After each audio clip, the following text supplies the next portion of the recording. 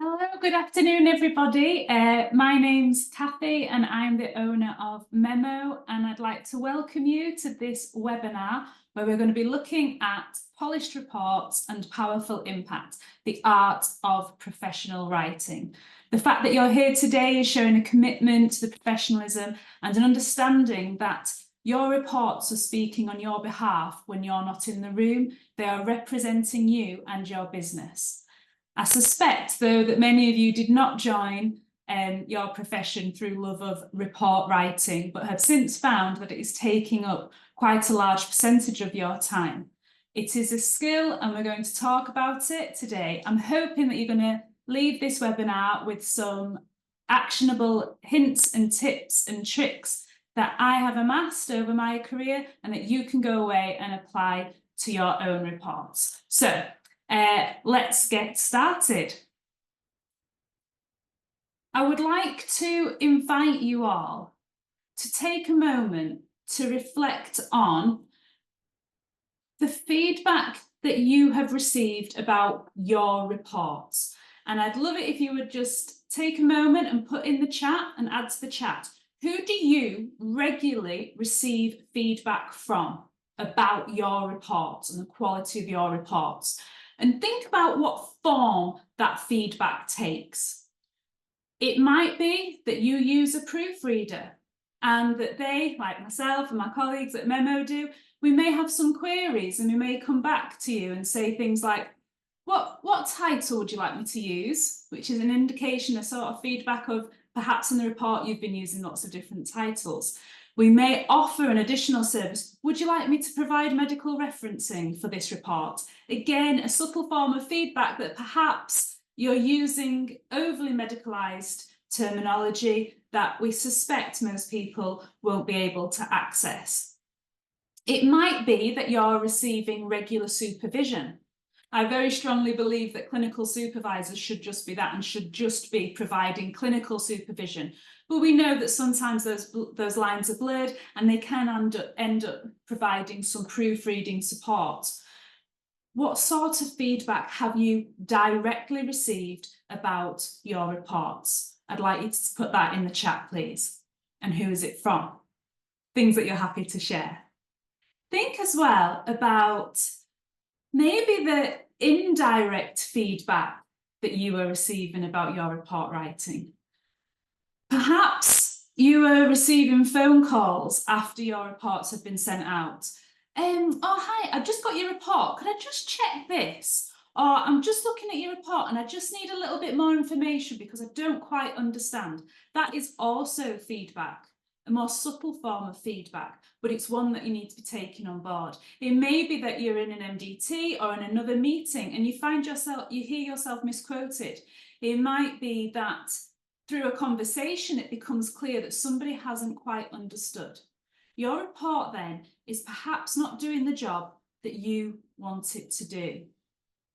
And then finally, and quite brutally, have you ever just been dumped, ghosted? People have stopped working with you.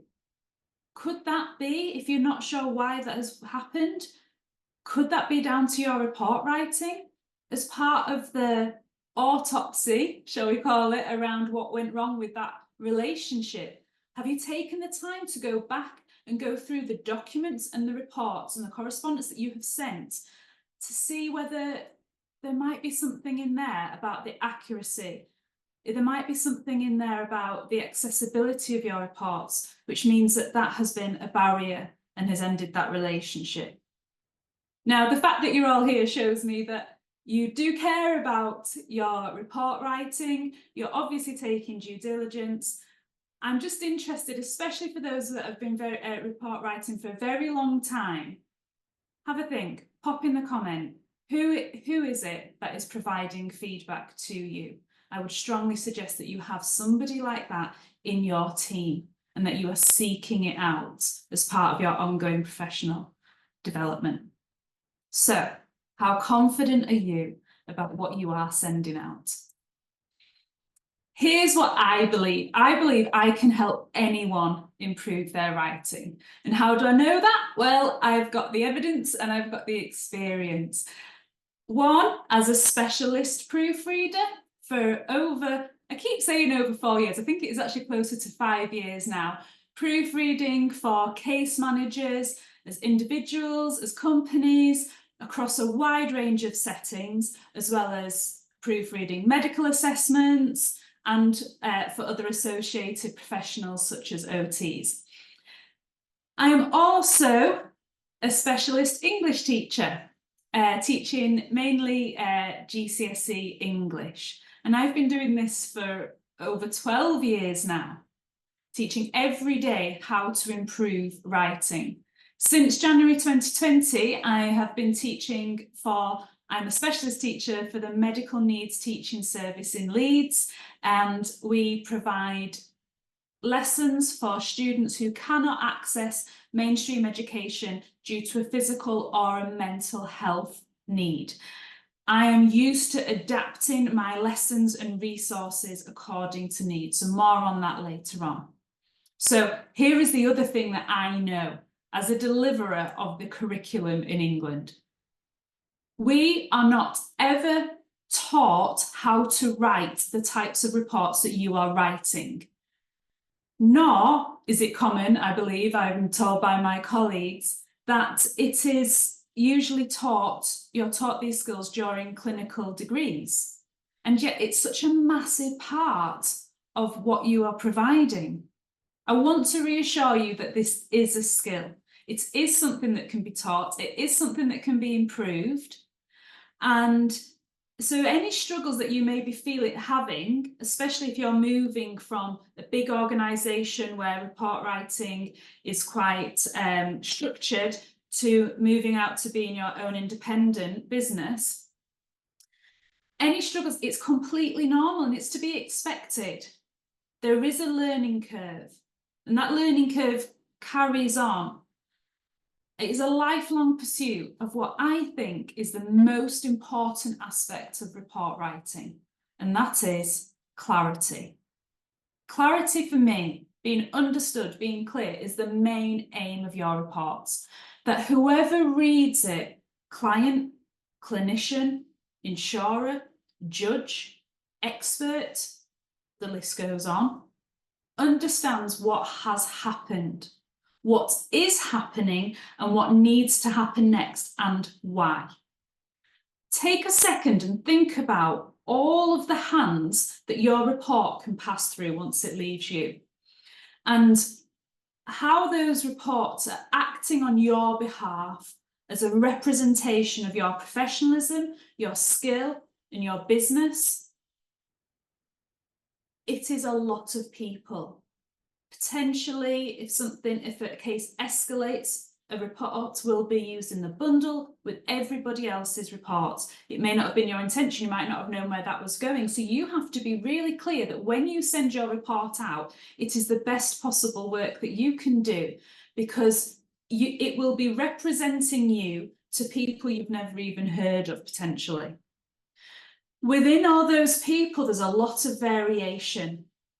Lots of different levels of expertise, cognitive abilities, reading abilities, and education levels. And crafting reports that work for all of those audiences is an art form. And there are 3 main elements that, when you get them right, help you craft clearer reports. So what are they? Semantics and syntax, SPAG, and structure. Now, I've been a bit naughty there because I believe that sometimes experience is the best teacher. And I want to just pause here as let's look at this screen. As a proofreader and an English teacher, I know what all of those words mean. I know what that acronym means. There is a possibility that some of you do not. You might have heard these words at school and you've never come across them since. And at that moment of encountering a word or a phrase or an acronym that you are not fully aware of, that you don't fully understand, it halts the flow of reading and it halts the flow of understanding. When I'm teaching the kids, I call them doing moments. It's like you've come across a brick wall, doing. At that moment, it jars you and it is a barrier to clarity. So I want to go through that because I want to explain. Semantics and syntax simply means word choice and word order. So now perhaps you are like, oh, now I see, now I understand. So I want you to just take a second to reflect on your own reports and think about the language that you are using. Is it accessible to everybody, or are you assuming a level of understanding and knowledge? And in that understanding, are you inadvertently creating a barrier to clarity? Word order. So I'm going to come back to this and cover it more when we do some tips around medical referencing. Word order or syntax. The clearest way to write is in the active voice. I've done it again. Perhaps you don't know what I mean by the active voice. Imagine I've just moved on. How distracted would you be by wondering, what is she on about? I don't know. Should I know that? I remember I did know that at one point. Active voice is making it clear who or what is doing the verb, doing the thing in the sentence. Easy example, active voice, the cat sat on the mat. We know it's the cat doing the sitting. Now, what we tend to do, because we make an assumption that it makes us sound clever and we want to sound professional, is we inadvertently fall into writing in the passive voice, which means that we write without making the subject of that sentence clear. We might even omit it altogether. So that example in the passive voice would be the mat was sat upon. We don't know who or what is doing the sitting. I'm going to talk more about this shortly as one of my top tips, how you can change your writing into the active voice. It's a really quick win. It avoids confusion and it actually avoids you creating unnecessarily complex sentences, which again can cause confusion. So we use the right words in the right order. The next aspect of clarity is SPAG, another acronym meaning spelling, punctuation, and grammar. We need to make sure that what we write is accurate. As I've mentioned, your reports are acting as an ambassador for you once they leave you. You need to make sure that they are creating an impression of professionalism, and mistakes and inaccuracies frankly come across as sloppy and unprofessional and can signal a lack of care. Finally, the last aspect of clarity we're going to make sure we've got in place, once we've got the accurate and clear information, is that it's presented in a logical and clear manner. Formatting is an absolute nightmare, and I've spent many a frustrated moment looking at tables thinking, why is this just not working? Why is it split up? Why is it misaligned? It also shows a care when you go back through and you can say, I've changed fonts there, the size has changed. Because what it also does is it's another way that you can be pulled out of the document that you're reading. It's distracting. Well, that table doesn't line up with that one. That colour's not the same. That heading's not the same. And so again, it speaks around a lack of professionalism when they aren't laid out in a certain way, when it's not cohesive or when it's sloppy. So this webinar, I have got 6 main tips for you that you will be able to go away and check your reports across each of these headings. So I'm going to show you how to use the active voice. I'm going to show you how to insert medical references. I'm going to show you a really cool trick to create your own safety net in Word, which means that you can avoid some common errors, and more specifically, your common errors, because we've all got our own ones, and I'm going to share mine with you. And then I'm going to do a quick whistle-stop tour of some common formatting gripes. Tables, contents pages, and date formatting, which comes under SPAG, and it comes under all of them really, the best way to format the date that I've come across. Okay, so it's quite a lot to get through, and we've got about 15 minutes left, but I don't want you to worry. As a teacher, I over-prepare and I over-resource. So at the end of this webinar, I can send out to you a workbook that I've created, which has all of these hints and tips and tricks in it, as well as a few more that I knew I wasn't going to have time to go through with you today. So you will have that on an email as a PDF, and it has interactive links. So in the formatting section, which is page 7 here, you can click on these links and it will take you to step-by-step guides for how to format some common issues.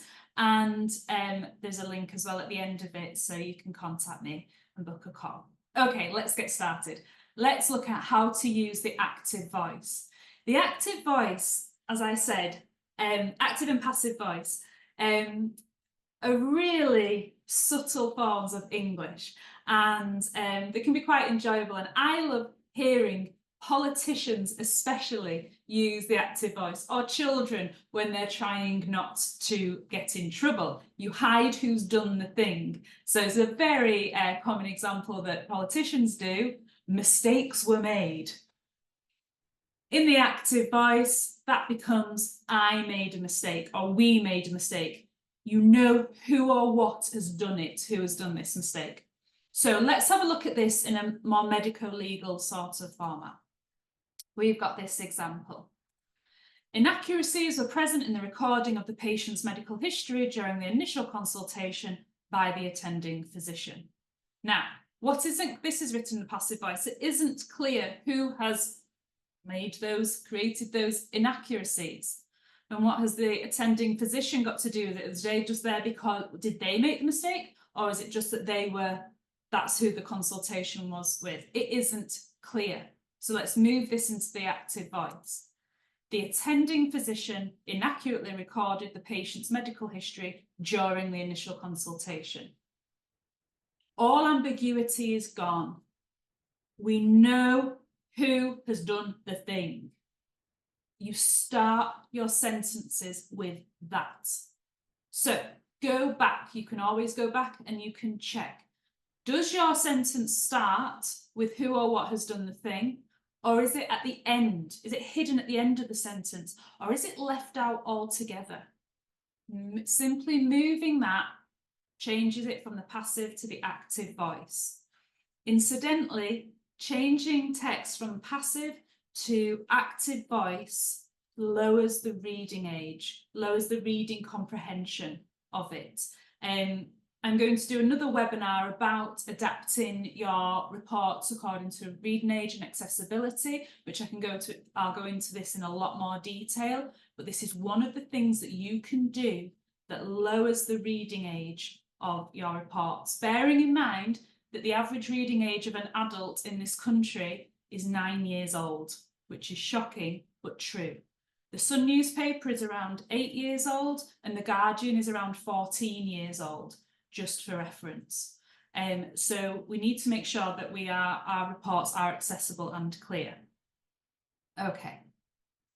Tip number 2 then, how to insert medical references. For this, I'm just going to strongly advise you to refer to your style guides and make sure that you are consistent.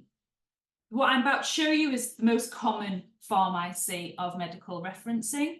If you don't have a style guide, drop me a note. I can help you create one. I would strongly suggest that you have one.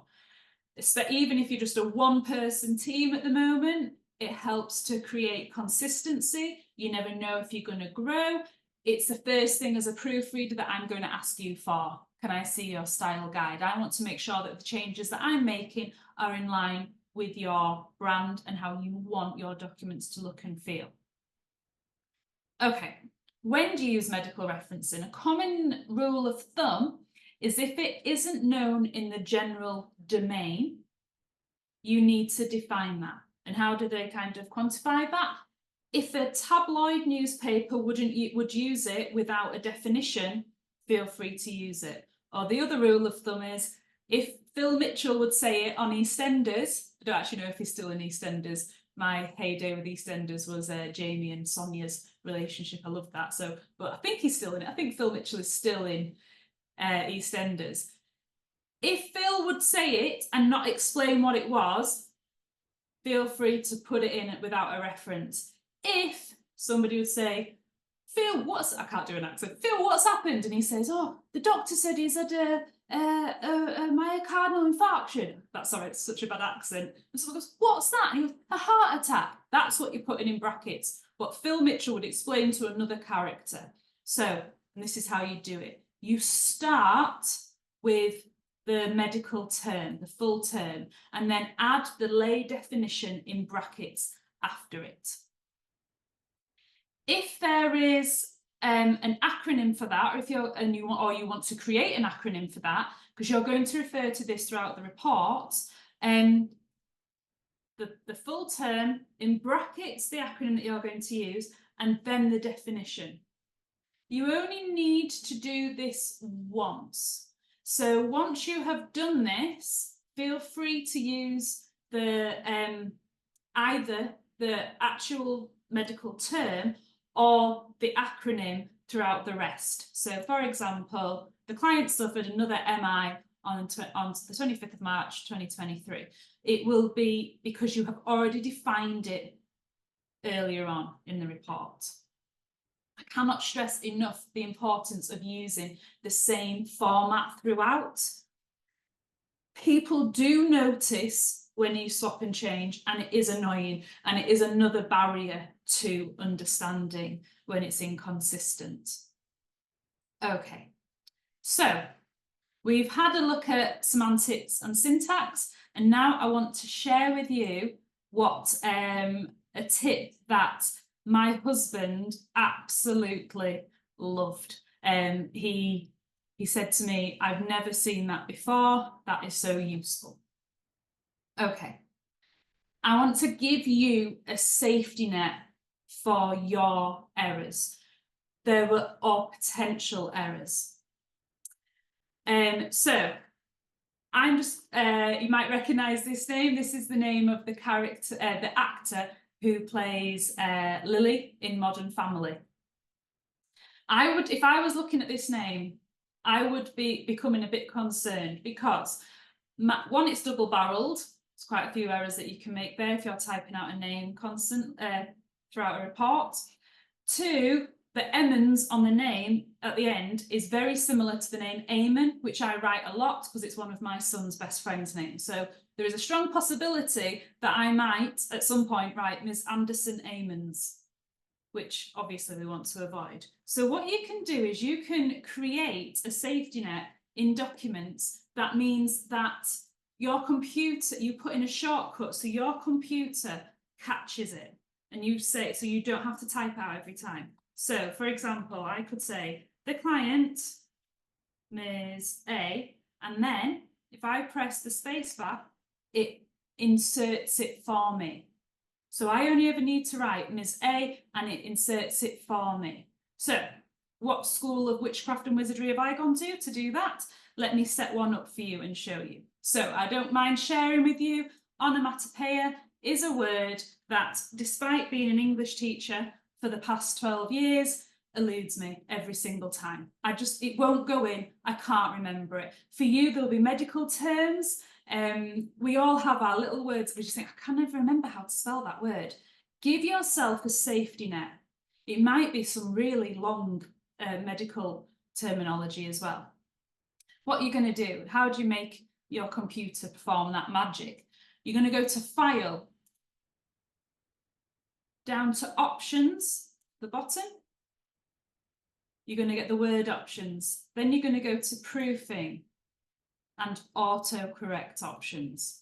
Now, in here you can see Word, Windows, has already assumed these are the quite common errors that people make. So sometimes when you're typing, your computer will correct you automatically and you think, how did it know to do that? Because this is where they're saved and you can add to this and you can delete from this. So I'm going to put in onomatopoeia here. I'm going to replace it with something.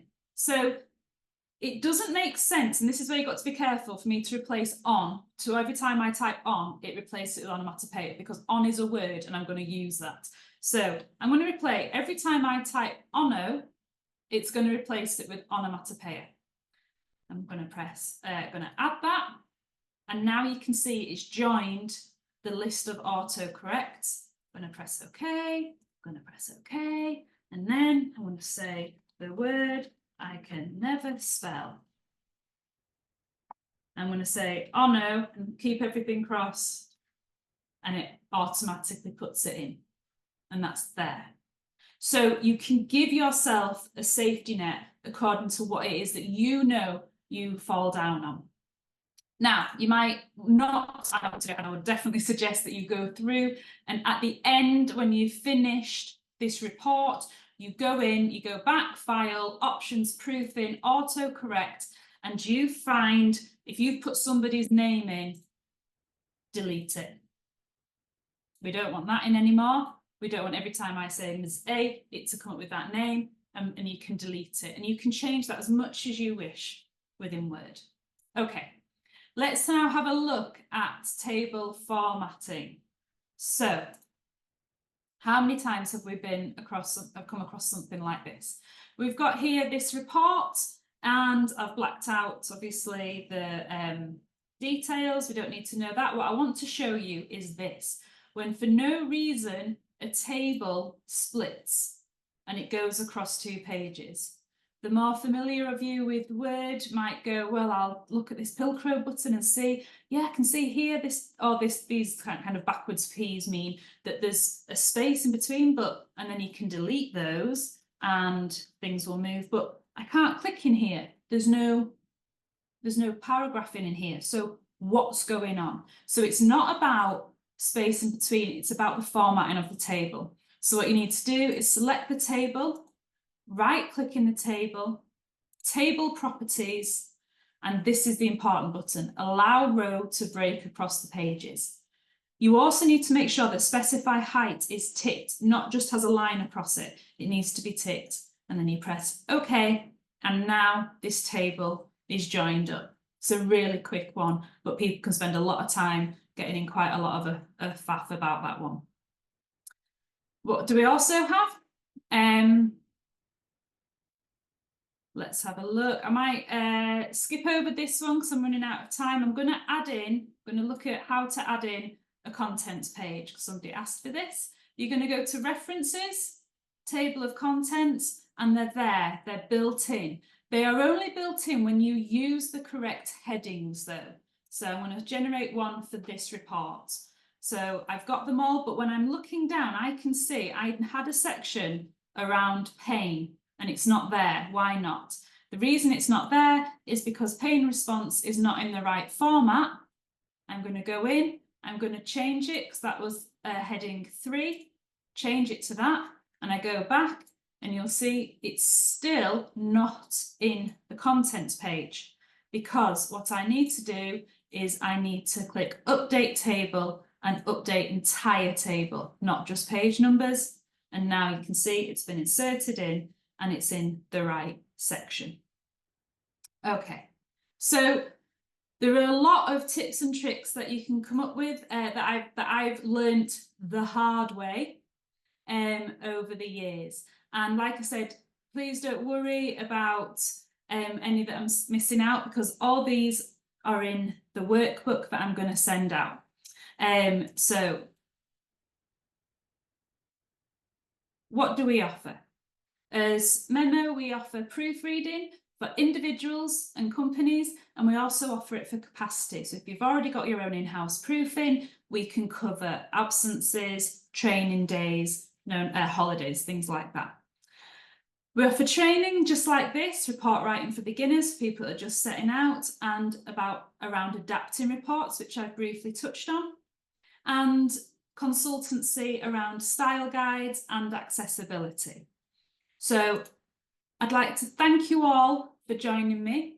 I'd like to invite you to visit memoproofing.com and book in a discovery call with myself where we can talk about your proofing needs. And I am so thrilled that you've joined me today. I hope that you've got some actionable